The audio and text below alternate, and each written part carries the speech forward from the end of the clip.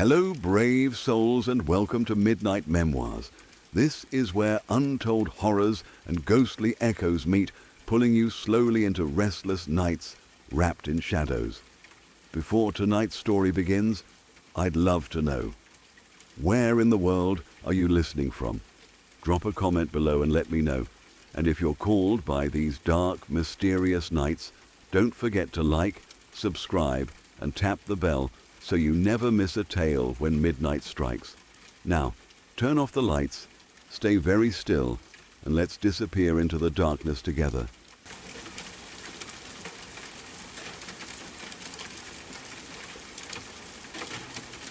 This is one of those stories that sounds like it should be fake, like something made up to scare people online, but it was told to me as a real event by my high school teacher. He said it happened to a close friend of his, and the way he told it made the whole classroom go quiet. Even years later, the details still stick with me because of how ordinary it all started. His friend lived in rural Arkansas, the kind of place where life moves slow and everyone seems to know everyone else, or at least thinks they do. One day, he was at Walmart standing in line at the register, bored and half distracted like most people are. That's when he noticed the girl working the register. They made small talk, the kind of casual conversation that usually doesn't go anywhere, but this time it did. She smiled a lot. She seemed kind, polite, and genuinely interested in him. By the time he left, they had exchanged numbers. He didn't think much of it at first. People flirt all the time, and most of the time, nothing comes of it. But when he called her later that evening, they ended up talking for hours. Not shallow talk either. They talked about life, beliefs, family, and the future. She told him she was very religious, and that actually appealed to him. He had always wanted to be with someone who shared strong values and seemed grounded. She came across as exactly that kind of person. They started talking every night, long conversations that stretched late into the night, the kind where you lose track of time without realizing it. She was always sweet, always calm. She never pushed him into anything physical or uncomfortable. Every phone call ended the same way, with a short prayer thanking God. It felt sincere, not forced. To him, it was charming. It made him feel like he had finally met someone special. Before long, they started going on dates, simple ones, coffee, walks, sitting and talking, nothing flashy. She was always polite, always gentle, always exactly the same person she was on the phone. There were no red flags. If anything, she seemed almost too perfect. He fell for her hard. He thought he had found the girl he had been waiting for. Then one day, she called him with a very specific invitation. She asked him to come to her house on Saturday night at exactly 7:30, not around that time, not a little before or after, exactly 7:30. She made it very clear. She told him that if he was even 1 minute late, she would break up with him and never speak to him again. She didn't laugh when she said it. She didn't sound playful. She sounded serious. That should have been strange. It should have raised questions. But when you're emotionally invested in someone, you don't always see things clearly. He was a little confused by how strict she was about the time, but he agreed. He really didn't want to lose her. The only issue was that he was a little league baseball coach, and he had a game that day. The game was supposed to end hours before 7:30, so he figured it wouldn't be a problem. He reassured her and promised he would be there on time. The day of the game arrived, and that's when things started going wrong. The game dragged on longer than expected. Extra innings, delays, the usual stuff that eats up time when you least want it to. He kept checking the clock, growing more anxious as the minutes passed. Still, when the game finally ended, he thought he could make it. Then, another problem came up. 3 of the kids' parents hadn't arrived yet, and he couldn't just leave them there. He had to take them home. He was stressed and panicking, knowing every minute mattered. He rushed the kids into his car and started driving fast, dropping them off one by one. After dropping off the first two kids, he realized the third kid lived far out of the way. At that point, his fear of being late completely took over his judgment. He made a terrible decision. He let the kid out on the road and begged him to walk home. It was a selfish and reckless move, and he knew it, but all he could think about was getting to that house by 7:30. He sped home, barely thinking straight.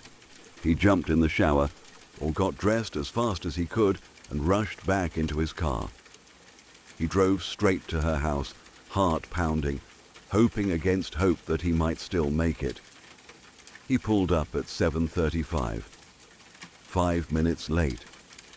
He sat in the car for a moment, staring at the house, feeling sick. He knew what she had said. He already felt the disappointment settling in. Before he could even get out of the car, the front door opened. A woman in her mid-40s stepped outside. She didn't smile. She didn't invite him in. She just looked at him and told him that Clarice said he was late and that he needed to leave. That was it. No argument, no explanation. Just go away. Completely crushed, he left.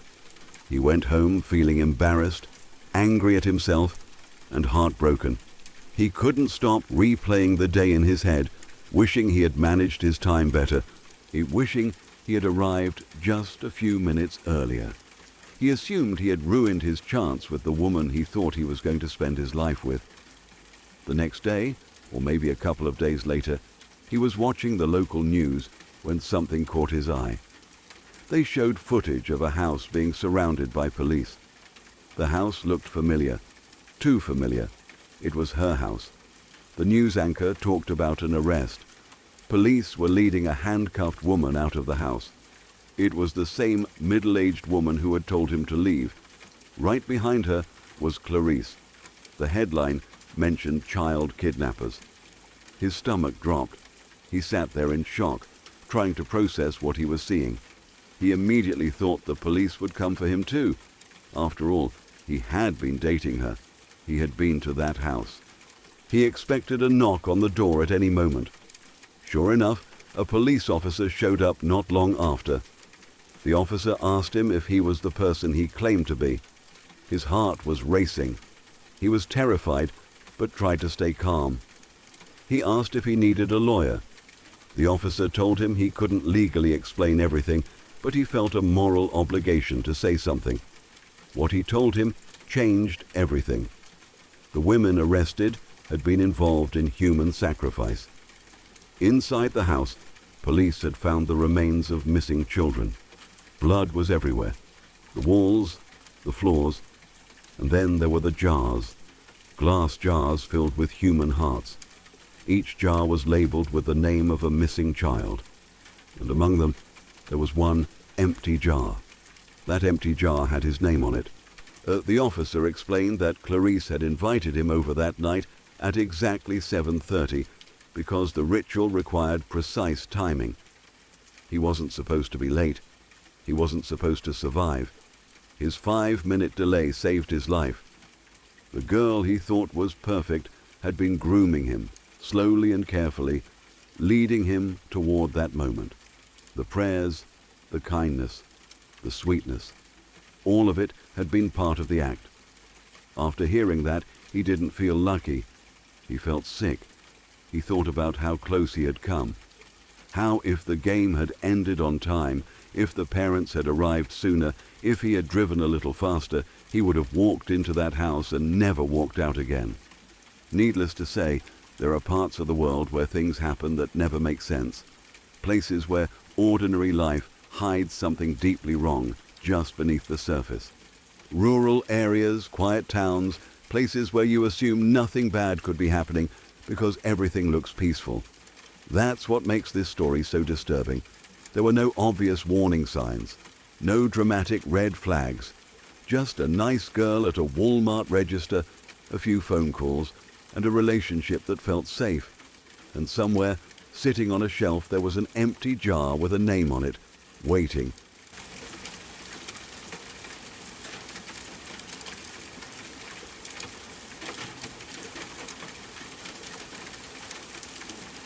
My sister teaches third grade at a school where a lot of the kids come from lower income families.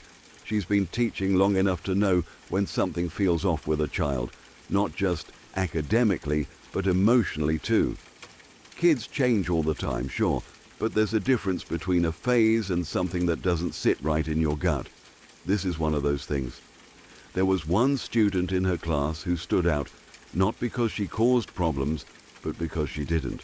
She was quiet, focused, polite, the kind of kid teachers don't worry about. She did her work, followed instructions, and rarely acted out. That's why it caught my sister's attention when this girl suddenly started struggling to stay awake in class. At first it was subtle. She'd put her head down during independent work or blink slowly during lessons. My sister assumed she might be sick or maybe something was going on at home, but it kept happening.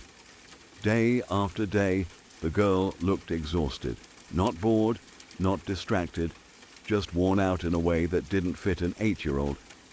Eventually, my sister pulled her aside during recess. She asked gently what was wrong and if everything was okay. The girl wouldn't answer. She just stared at the ground and shrugged. No tears, no acting out, no excuses, just silence. That worried my sister more than any dramatic reaction would have.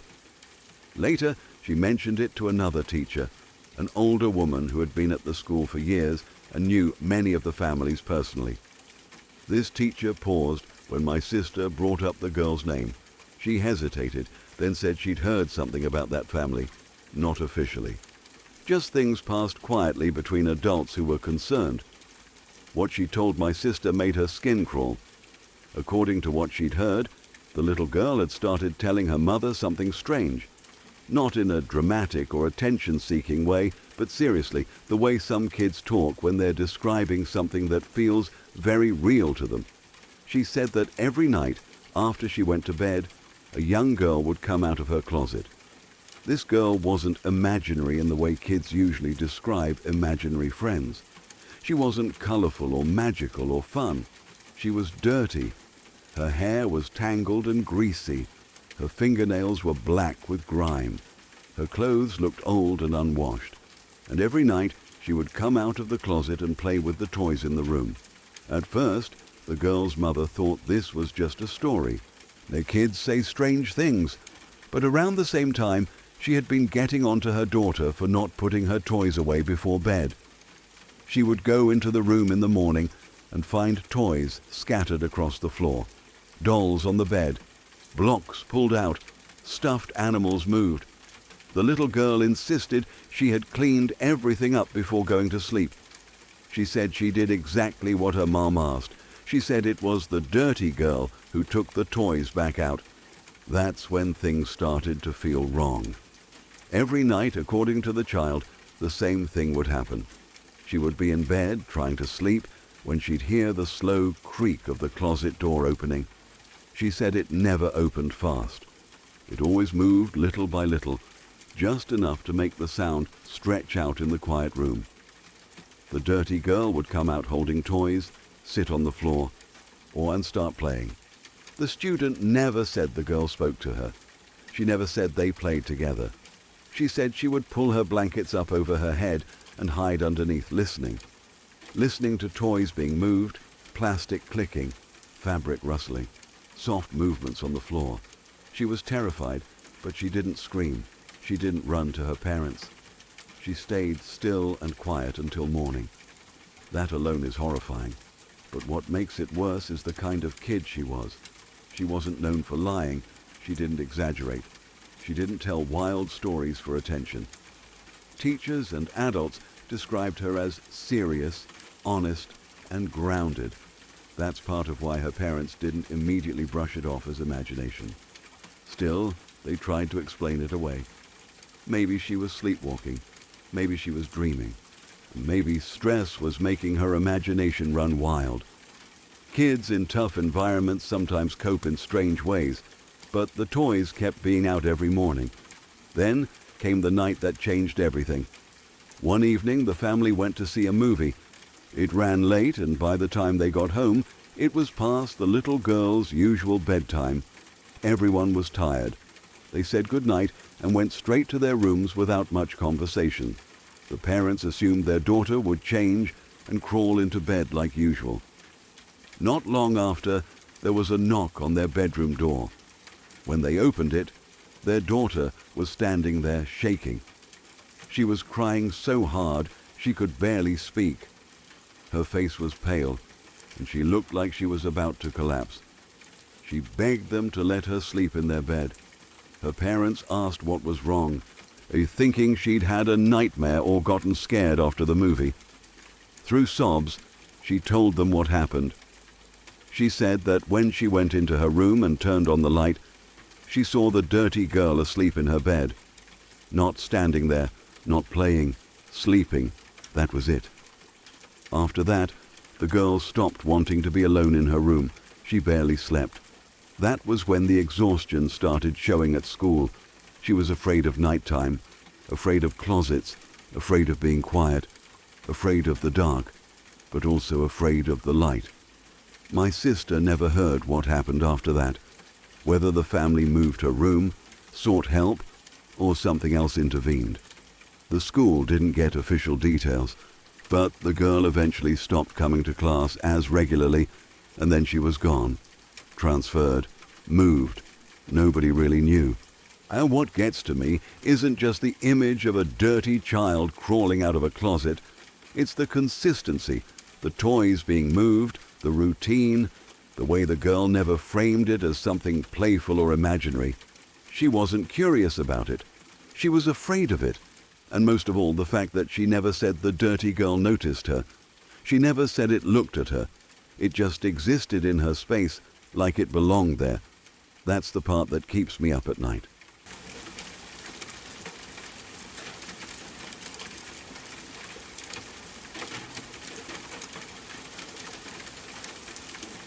As someone who grew up deeply rooted in Christianity, Southern Baptist to be specific, and now finds themselves somewhere in an agnostic grey area, I've spent a lot of time thinking about moments that never quite fit into either worldview. I don't outright reject the faith I was raised with, but I also can't fully reconcile everything I've experienced with neat, comfortable explanations. There's one night in particular that still sits in the back of my mind, unresolved, no matter how much I try to analyze it logically or spiritually. I've replayed it countless times, wondering what exactly we witnessed and whether it meant anything at all. In Beaumont, Texas, there's a stretch of road known locally as Saratoga Road, though most people refer to it as Bragg Road. It's infamous for its supposed paranormal activity. Well, stories have circulated for decades about strange lights, ghostly figures, and things people can't quite explain. Like most locals, my family had heard all the legends. We'd even gone out there a few times before, mostly as a curiosity. Sometimes you'd see something odd, sometimes you wouldn't. Most trips ended with laughter and shrugged shoulders, chalked up to imagination or headlights reflecting strangely through the trees. But one night was different. That night wasn't planned far in advance. It happened because of coincidence more than anything else. We were all in town at the same time on a Wednesday night, and none of us had anywhere we needed to be the next day. No early work, no school, no obligations. Someone suggested Bragg Road, half joking, half serious. The logic was that if we went on a weeknight, especially that late, there wouldn't be many people out there. Fewer cars meant fewer distractions, fewer chances of confusing normal activity for something strange. So we went. We all piled into one truck, because this was Texas, and that's just what you did. I was around 16 at the time. I climbed into the truck bed with my stepdad, sitting on the side rails and facing forward. Inside the cab were my mom, my brother, my aunt, and 2 cousins. It wasn't cramped exactly, but it was full, loud, and casual. No one was particularly scared. There was nervous excitement, sure, but nothing close to dread. The drive out there was uneventful. Bragg Road itself is a narrow, one-lane dirt road that cuts through swampy woods. Tall trees loom on either side, their branches arching overhead like a tunnel. The air always feels heavier out there, thick with humidity and the smell of damp earth. The way people usually do it is simple. You drive slowly down the road, keeping an eye out for anything unusual, and if you feel like it, you turn around and drive it again. Our first pass down the road was completely normal. No lights, no sounds, no shapes in the trees, just darkness, insects, and the crunch of dirt beneath the tires. The only notable thing was a group of young people we passed along the way. They looked to be college-aged, maybe a bit older. Their car was pulled off into a small clearing just off the road, surrounded by trees and swamp. They were in the process of getting out of their vehicle as we drove by. They stared at us as we passed, and not in a friendly or curious way. It felt territorial, like we were intruding on something private. At the time, I didn't really register as important. Weird people hang out in weird places all the time. We joked about it briefly and kept going. At the end of the road, we turned around and decided to make a second pass. By then, we had completely forgotten about that group. We were chatting, half distracted, the mood still light. As we approached the clearing again, something immediately felt off. The group was still there, but things had changed. They had set up a campfire, and near it stood a tall pole planted firmly in the ground. Attached to it was a sign with a pentagram painted clearly on its surface. The firelight flickered across their faces as they stood around it, speaking quietly to one another. I couldn't make out what they were saying, but it felt deliberate, focused, ritualistic even. And when they noticed us again, the looks they gave us were nothing like before. The earlier glares had been uncomfortable. These were hostile, cold, like we were witnessing something we weren't meant to see.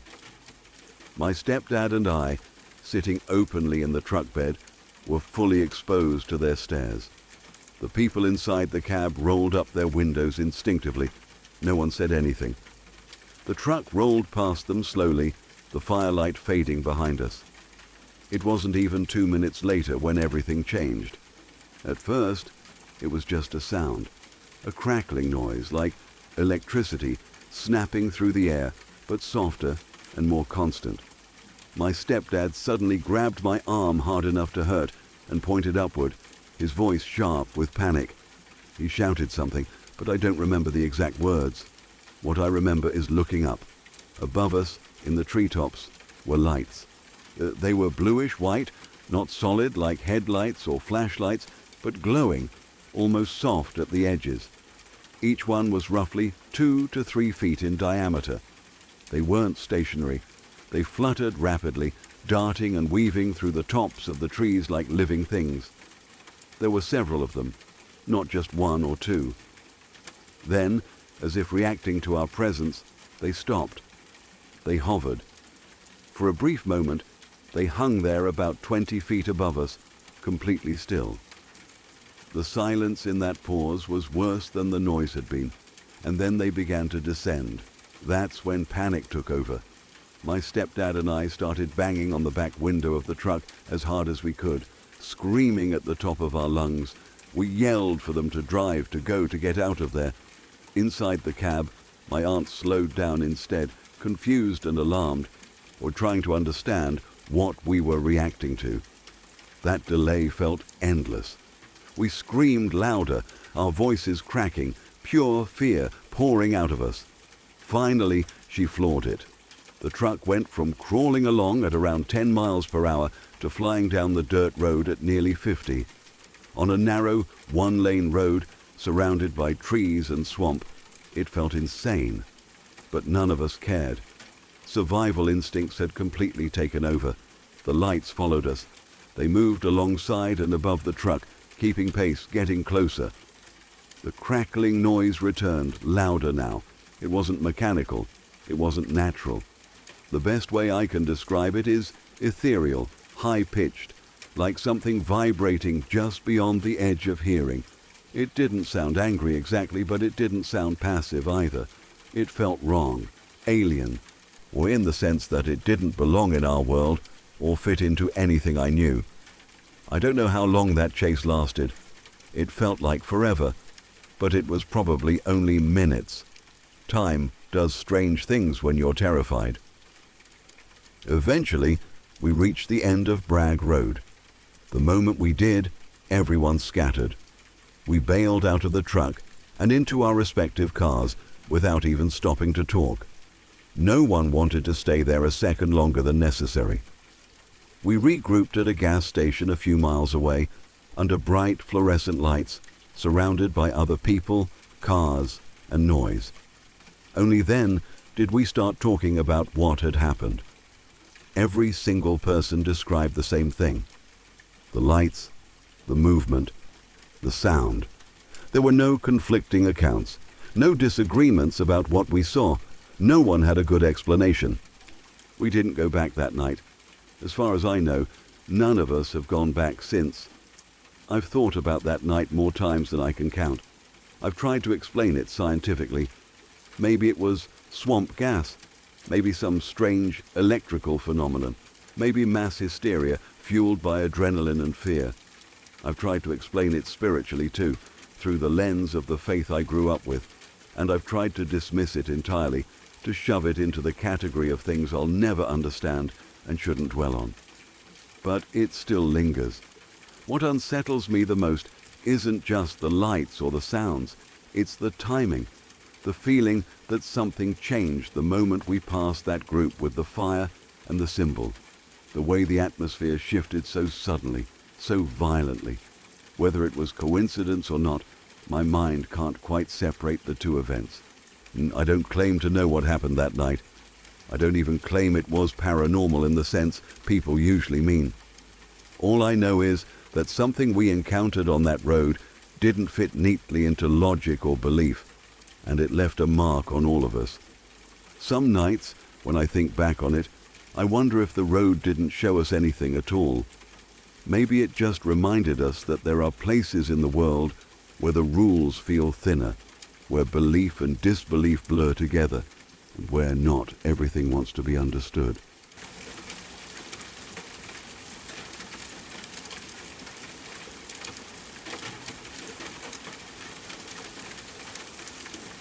About a year and a half ago, my best friend and I decided to take a late-night drive out to my family's farm.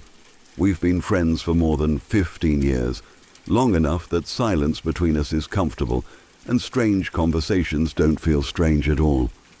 We had just gotten off our second shift job, tired but wired in that way you get late at night when you're too exhausted to sleep. It was early fall in Michigan, one of those nights that feels clean and sharp. The air was cool but not cold, the sky was clear, and the stars were bright enough that you didn't really need much light to see where you were going. The farm is a decent drive out from town, far enough that you leave street lights and traffic behind and start feeling like you're stepping into a different world. When we got there, we didn't even get out of the car right away.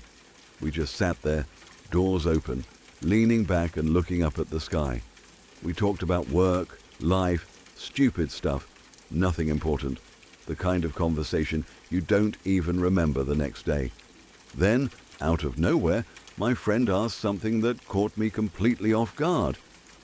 He said that this place had always felt strange to him, not in a dramatic way, but subtle, like the kind of feeling you get when you're being watched, even though you know logically that no one is there. He asked if something bad had ever happened on the land. I laughed when he asked, mostly because I wasn't expecting it, and partly because I'd grown up there. When you grow up around something, you stop questioning it. You normalize feelings that might seem strange to someone else.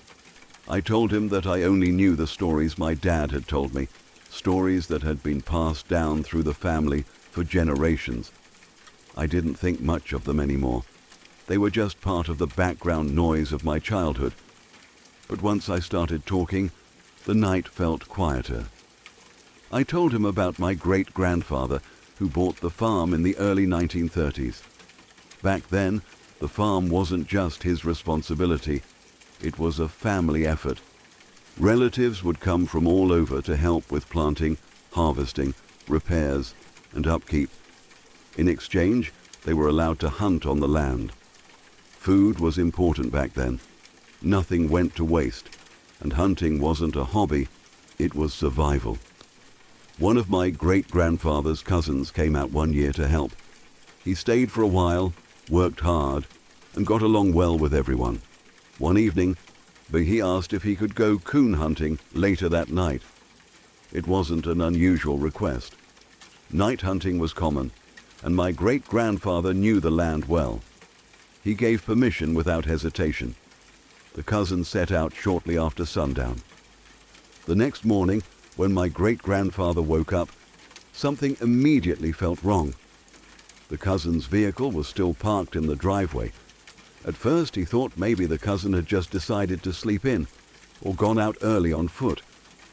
But as the morning went on and there was no sign of him, that uneasy feeling grew stronger.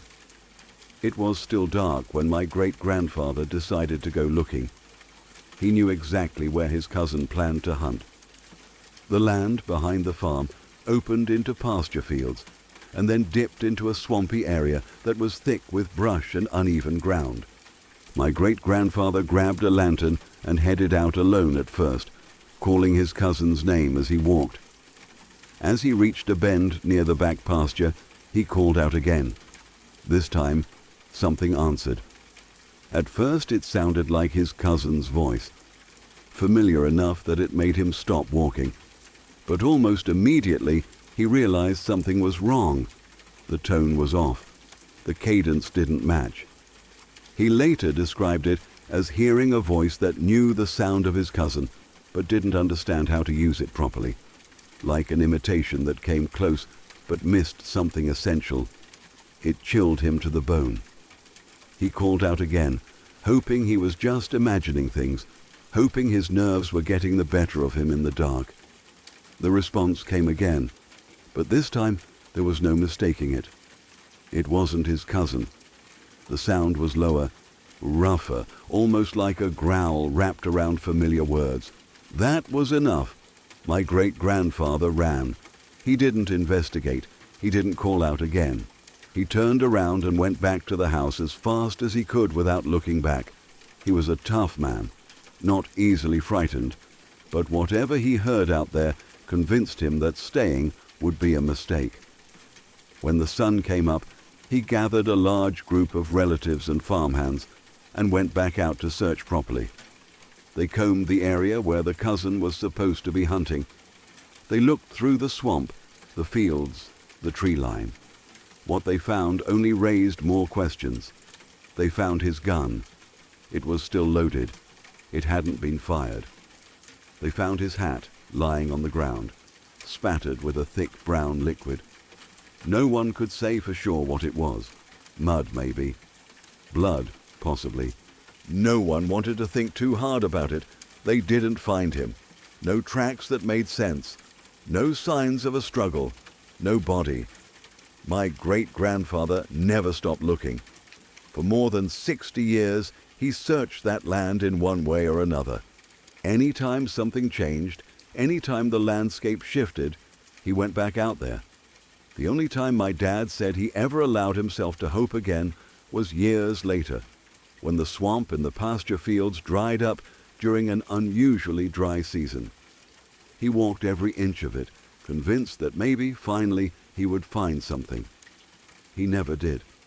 As I finished telling this story, my friend was quiet. He didn't interrupt. He didn't laugh. He just stared out at the fields, the same fields where it had happened. The night felt heavier somehow, like the air itself had thickened. That's when we noticed the silence. It wasn't the normal quiet of the countryside. There were no insects, no frogs, no distant animal sounds. Everything had stopped. I hadn't noticed when it happened, but once I did, it was impossible to ignore. It felt like the land was holding its breath. My friend shifted uncomfortably and said that this was exactly what he meant. That feeling, like something was paying attention. We stayed there longer than we probably should have. Part of me wanted to leave immediately, but another part of me felt strangely rooted to the spot, like leaving would somehow acknowledge that the feeling was real. We talked a bit more, but the conversation never quite found its rhythm again. Eventually, we got back into the car and drove off. Nothing dramatic happened that night. No voices, no shadows, no figures in the fields. But the drive back felt longer than usual. Every reflection in the windows looked wrong. Every dark patch along the road felt deeper than it should have been. Since then, there have been other strange things on the farm. Small things. Sounds that don't have obvious sources. Animals that refuse to go near certain areas. Equipment that fails for no clear reason in the same spots over and over again. None of it is enough on its own to prove anything, but taken together, it paints a picture that's hard to dismiss. What bothers me the most isn't the idea of something supernatural. It's the voice my great-grandfather heard, the idea that something could mimic a human voice closely enough to fool someone, but not closely enough to be convincing. That implies intent, awareness, something listening long enough to learn how we sound. I don't know what happened to that cousin. I don't know what my great-grandfather heard that night. I don't even know if there's a connection between that story and the feeling my friend picked up on without knowing any of the history. All I know is that some land carries stories that don't fade with time. And once you hear them, once you feel that presence for yourself, it changes the way you look at quiet places forever.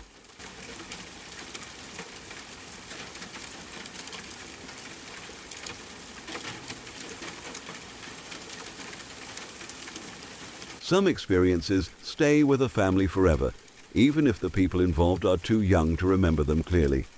They turn into stories that are told carefully, voices lowering at certain moments, pauses stretching longer than usual. This is one of those stories. Every time my parents talk about it, there is still a trace of fear in their eyes, as if part of them is reliving it all over again. My parents are not the kind of people who chase supernatural explanations. They believe in logic, routine, and moving forward. Still, there are things that happened in their lives that neither of them can fully explain, no matter how many years pass. Over the 20 years they have been together, they have shared the same kind of dream only 3 times. Each time, it came before something went terribly wrong. The first time was when I was 3 years old. The night before the accident, the house was quiet. Nothing unusual stood out. No arguments, no strange noises, no signs that the next day would almost destroy our family. And yet, while they slept, both of my parents were pulled into dreams that felt different from ordinary ones.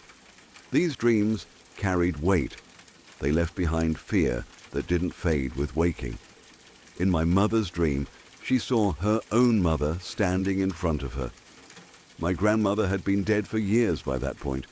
She had been killed by a drunk driver long before I was born, ripped out of my mother's life suddenly and violently.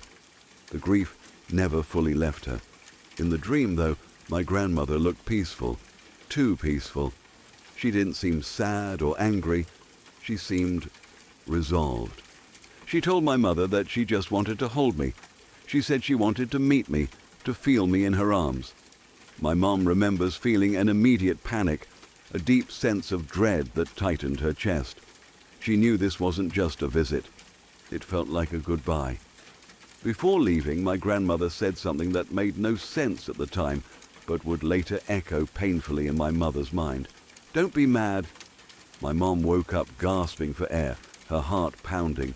She sat up in bed, the room dark and silent, trying to convince herself that it was just a dream. But the feeling wouldn't go away. It clung to her like a warning she didn't understand yet. My father's dream had no faces, no words, no images he could clearly describe. It was just a feeling so heavy it crushed him. He felt like something essential had been ripped out of his life, something that gave his existence meaning. In the dream he wasn't screaming or crying. He was frozen, helpless, trapped in the knowledge that his life was ruined and could never be repaired. When he woke up, he felt sick, like he had already lost something and just didn't know what it was yet. Neither of them told the other about their dreams right away. Morning came, routines took over, and life continued. Fear was pushed aside because that's what adults do when they have children to care for. My dad went to the grocery store. My mom stayed home with us. On the surface, it was an ordinary day. Underneath, something felt wrong. When my dad came back from the store, he parked the truck in the driveway. It was an F-250, big, heavy, unforgiving. My older sister, who was 5 at the time, was strapped into the front seat. She couldn't unbuckle herself. She began to scream and cry, her frustration growing louder by the second. My dad, thinking it would only take a moment, grabbed the grocery bags and carried them inside. He planned to come right back out. That moment was all it took. I wandered outside alone. I was 3 years old, curious and unaware of danger. I tried to climb into the truck like I had seen adults do. My small hands slipped. I fell, landing beneath the tire. I started crying, overwhelmed and scared, and stayed exactly where I was. Inside the truck, my sister was still screaming. She kicked and thrashed, not understanding the power of what she was touching. Somehow she kicked the gear into neutral.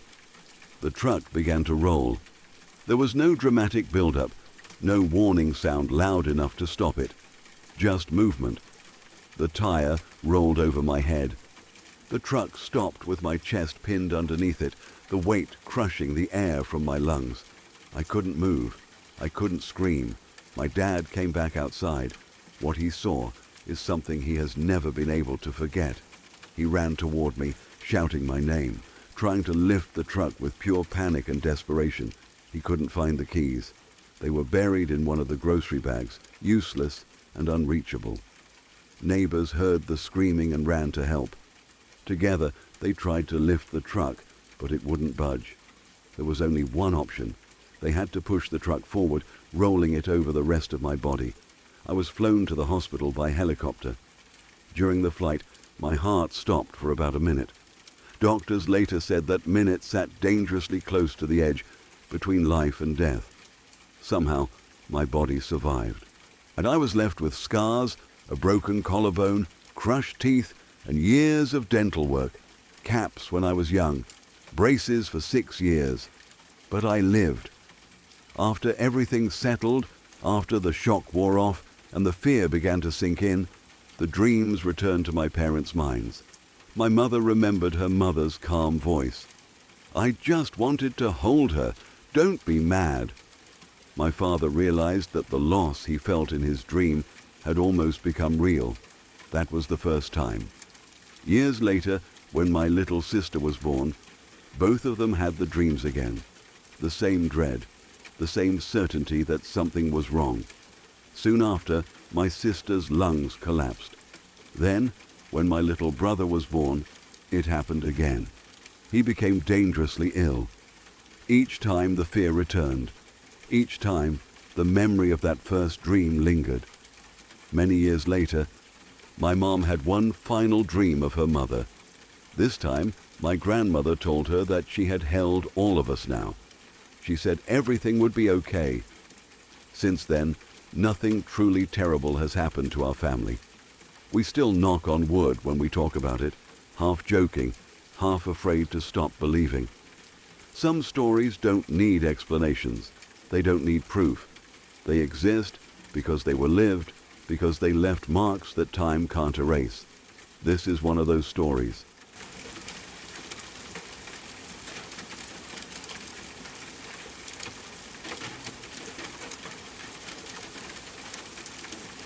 Just after 4 in the morning, I was still awake, scrolling through creepy posts online, filling my head with the kind of images that make your dreams strange and uncomfortable later. I knew I was doing it on purpose.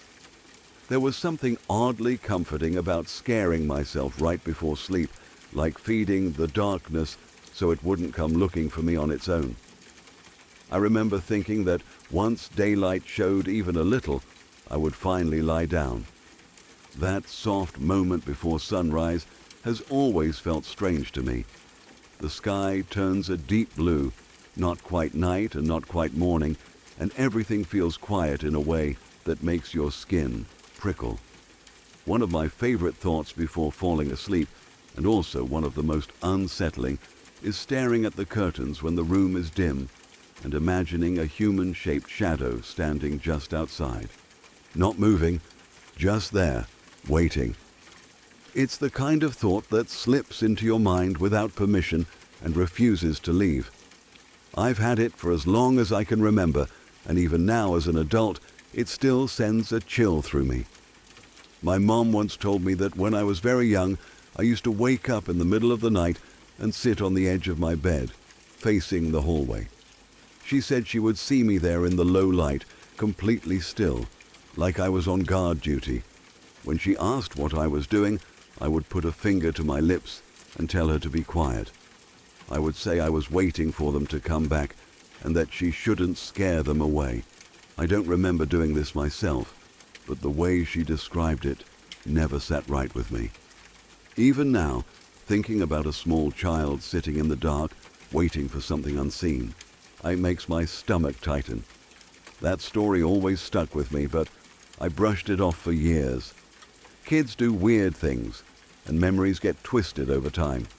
Still, there is one story in my family that I can't shake, mostly because I've heard it from 4 different people at different times, and the details never change. I consider myself a logical person. I like explanations. If something doesn't make sense, I usually file it away as coincidence or imagination. But this story refuses to fit neatly into that box. It happened on the reservation, years before I was born. It took place at my grandmother's house, back when the area was even more remote than it is now. From what I gathered, everyone had gathered there because something strange was happening nearby. Some people said it was in the hills, others weren't sure. They just knew something wasn't right, and they felt safer together. My sister told me that the adults were clearly nervous and decided to send all the kids to bed in the same room. They were lined up sideways in one bed, shoulder to shoulder, trying to sleep. In the middle of the night, something began banging on the walls of the house. It wasn't a gentle sound or a drunk knock. It was loud, heavy, and deliberate, like whatever was outside was trying to force its way in. The kids froze. My sister said they lay there listening as the noise moved around the house. Then the adults started shouting. There was chaos, raised voices, and panic. At the back door, 3 men were pushing against it, trying to keep it closed. One was my dad, another was my uncle. I can never remember who the third man was, but I know he was strong. The thing outside would slam into the door, forcing it open a few inches, and the men would shove back with everything they had, slamming it shut again. My dad and uncle were loggers back then. They worked long days, hauling heavy chainsaws and cutting trees in rough terrain. They were strong men, used to physical labor. The idea that something could nearly overpower all 3 of them still doesn't sit right with me. At some point, the banging stopped. Everything went quiet for a few minutes, the kind of silence that feels louder than noise. That's when one of the kids noticed something at the window. A large, shaggy head was pressed against the glass, peering inside. The window was high, around 7 feet off the ground. The kids screamed and ran into the living room, where the adults were already on edge. Whatever it was didn't come inside. After looking through the window, it left. No one slept the rest of the night. They waited until morning, when the light made things feel a little safer, before going outside to see what had happened. What they found made it worse. There was mud everywhere the thing had touched. On the door, along the walls, all around the house. Muddy prints circled the building, and there were marks beneath the window where the kids had been sleeping. The nearest creek was far downhill, not close enough for someone to casually track mud all over the place. The logical explanation is easy enough to say out loud. Maybe it was drunk people trying to break in, but everyone who was there says it wasn't. In those days, if it had been drunks, my dad would have grabbed a stick and chased them off without hesitation. My uncle was there too, protecting his mother's home. None of them believed it was human. What still gets to me is the image of that head at the window, big, shaggy, watching. To this day, I struggle to look out windows at night if the curtains are open. I get this sudden rush of fear, like something might be staring back. For a long time, I thought my family was just messing with me. A shared story told too many times until it became truth. But the consistency bothers me. My dad believes in Bigfoot. Not because he wants to, but because he says he saw them. He told me once that the closest he ever got was about 100 yards away, across a steep valley. He was working cattle down south of here when he noticed it watching him from the other side. He said the feeling was unlike anything he'd ever experienced, pure fear deep in his chest. He gathered the herd and got out of there as fast as he could. There's another story he told me only once. I could tell it wasn't easy for him to talk about. 2 of his brothers were riding horses around a mountain near here when they found something strange. It was some kind of small, carved figure, like a figurine or statue, placed at what looked like an altar deep in the woods. Against better judgment, they took it. After that, things went wrong. Really wrong. Bad luck followed them everywhere. This was back when the area was still isolated, when roads could be closed for weeks during winter and spring. One of those brothers was working at the sawmill with my dad. They were out in the bush, cutting trees, when one of them got hit by a falling tree that split unexpectedly.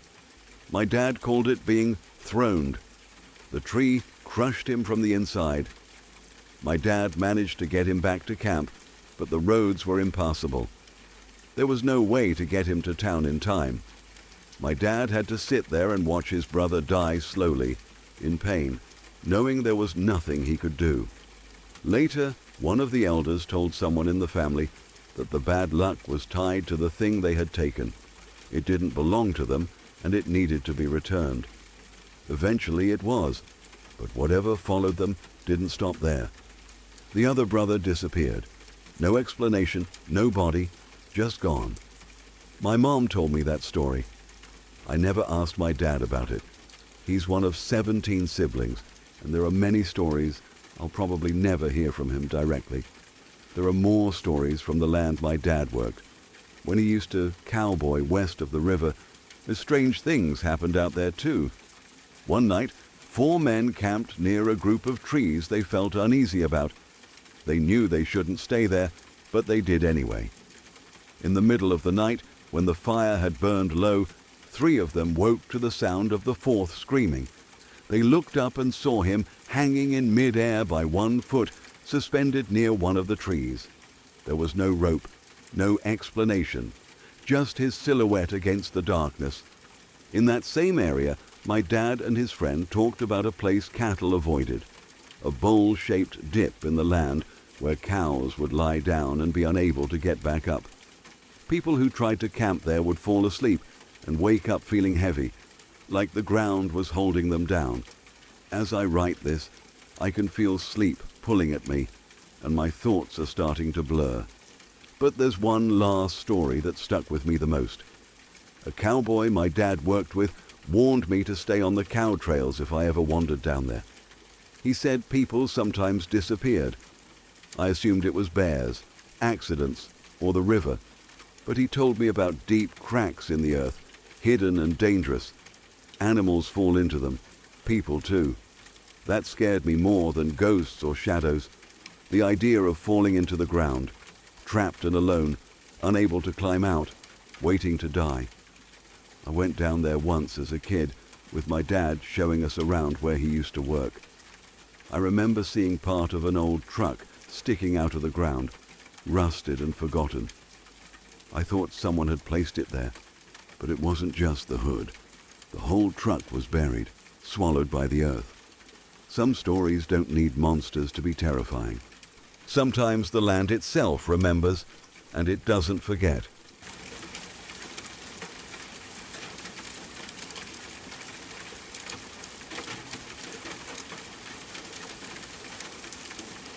When I think back to my childhood, there are certain memories that feel heavier than others, like they carry something unseen with them. This is one of those memories. At the time, none of it felt dramatic or terrifying. It only became that way later, when I was old enough to understand what I had been living inside of. When I was a kid, my family moved into a new house. I was too young to question much back then, so I accepted everything as normal. One of my earliest memories is of my brother's room. It was always cold, not the kind of cold that comes from winter or poor insulation, but a deep, constant chill that never seemed to go away. Even in the summer, when the rest of the house felt warm and comfortable, that room stayed cold. I noticed it, but I didn't think much of it. Kids don't usually question things like that. It was just part of the house. As I got older, rooms shifted around. Eventually, I moved into that same room. What surprised me was that it wasn't cold anymore. The chill that had once seemed permanent was gone. The room felt ordinary, no different from the rest of the house. That stuck with me. One day I asked my mom about it. I asked her why the room used to be so cold when my brother slept there. She hesitated before answering, like she was deciding how much to tell me. Then she said something I wasn't prepared for. When we first moved into the house, my sister had taken that room, not my brother. According to my mum, my sister started having intense nightmares almost immediately. She would wake up crying, shaking, terrified, unable to explain what she had seen. Worse than the nightmares were the marks. And my mom said that when my sister woke up, there were bruises along her legs and stomach, not small ones, not the kind a child gets from playing. They appeared suddenly, without explanation. Around the same time, my mom began having nightmares of her own. In her dreams, there was a woman. The woman would stand there and tell her to leave the house. Over and over again, the message was the same. Get out. You don't belong here. Eventually, my mom said she did some kind of ritual. She never explained exactly what it was, and I didn't push for details. Whatever she did, the nightmares stopped. The bruises stopped appearing, and the room stopped being cold. Life went on. For years, nothing strange happened. The house felt normal to me. I grew up there. I slept there. I laughed there. If there was something wrong with the place, it stayed quiet. I started to believe that whatever had happened before was over. Then, years later, my sister was getting married. My grandma came to stay with us, along with 3 female cousins I had never met before. They were visiting from out of town, and our house was the easiest place for them to stay. I remember my mum mentioning that my grandma didn't like staying at our house. She said that every time my grandma visited, she would get sick. Headaches, nausea, exhaustion. At the time, I didn't think much of it. Older people get sick more easily, right? My 3 cousins stayed in my sister's old room. After the second night they were there, everything changed. They came to me early in the morning, pale and shaken. They told me they were terrified. They said that during the night, someone had tried to open their bedroom door. They described watching the doorknob slowly turn, shaking back and forth, like someone on the other side was testing it.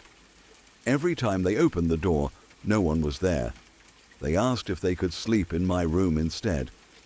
At first, I thought they were joking. I thought they were trying to scare me. I laughed and played along, acting brave. I let them take my bunk bed, and I slept on the floor. I didn't feel scared yet. It still felt like a story, like something exaggerated. That changed later that night. I was lying on the floor, half asleep, when I heard the washing machine turn on. The laundry room was right next to my bedroom. I remember feeling annoyed more than anything. It was late, and no one should have been doing laundry. I got up, walked into the laundry room, and turned the washer off. I went back to my room and lay down again. That's when I heard the chains. It wasn't loud. It wasn't dramatic. It sounded heavy and slow, like metal dragging across the floor just outside my door. I froze. My heart started pounding so hard, I could hear it in my ears. I lay there listening, trying to convince myself it was something else. Maybe the house settling. Maybe someone moving something. Finally, I worked up the courage to open the door. There was no one there. Nothing. The hallway was empty and silent. That was the first time I truly felt afraid in that house. Not the kind of fear that makes you scream, but the quiet kind that crawls under your skin and stays there. Eventually, exhaustion won, and I fell asleep. The next morning, curiosity got the better of me. I went into my sister's old room to look around. At the moment I opened the door, I felt that familiar heaviness again. That's when I saw two things that made my stomach drop. The first was the ceiling. There were faint black marks on it. They looked almost like footprints. Not clear, not solid, but enough to notice. The second thing was the window. It was open. That alone might not sound scary, but there was a problem. The second pane of the window had been installed incorrectly. It could only be opened from the outside. We lived on the second floor. The only way to open it would have been with a ladder. There was no ladder. After everyone left, the house went quiet again. Nothing strange happened after that. No noises, no movement, no cold rooms. It was like whatever had been disturbed had gone back to sleep.